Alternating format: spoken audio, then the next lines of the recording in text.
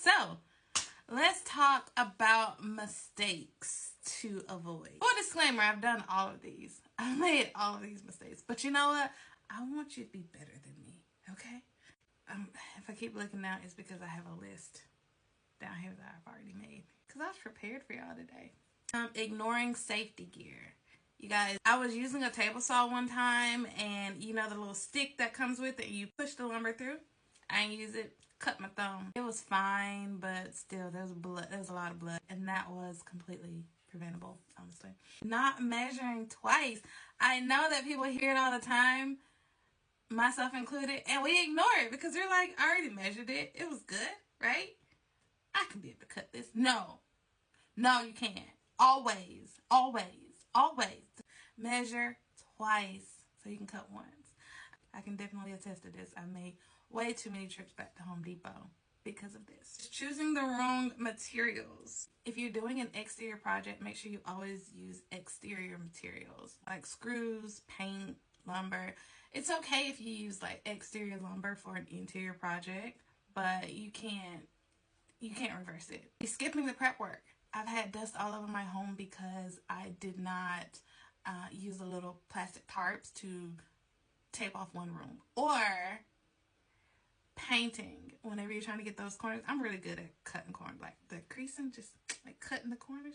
Like I'm really good at cutting in for paint now, but I really do recommend the painter's tape so that you can have a really crisp, clean cut. Using cheap tools. I'm not gonna lie, I still use cheap tools. But what I mean by that is not cheap tools, but like low quality tools, right? So you can use something that's cheap. Like I'm a huge fan of Harbor Freight, to be honest with you. But they do have some really good quality tools, you know? So there's that. Next one is overloading electrical outlets. I haven't done this that much. People love adding extra lights and outlets, myself included. We love lighting, right?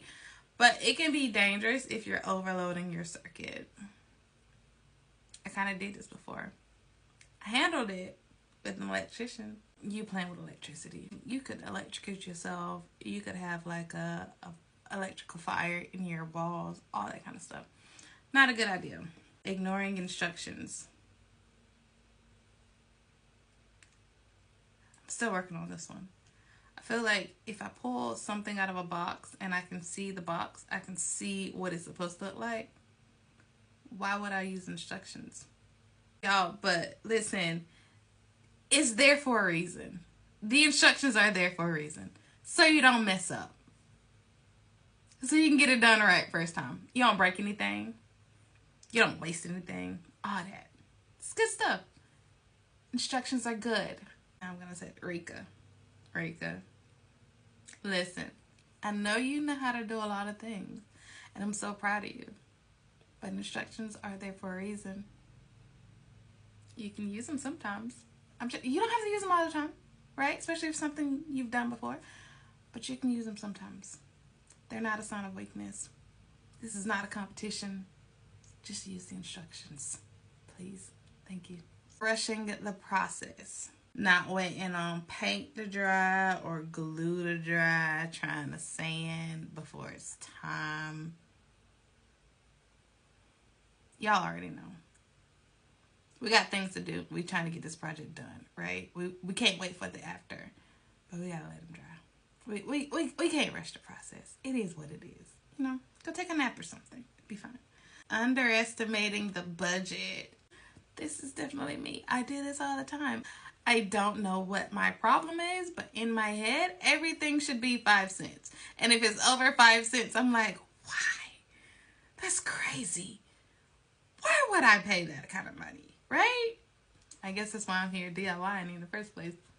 Always add some money to the budget. Like if you feel like it's going to cost $100, let's go with $120. Just to be safe.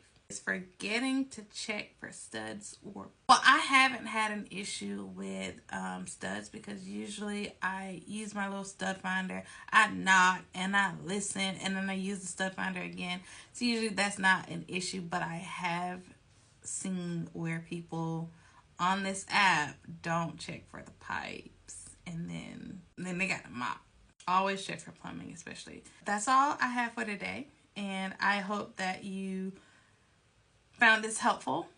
I hope that you felt hit so that you can do better in the future, including you, future Rika, because those instructions are there for a reason. But I will talk to you guys later. Okay, bye.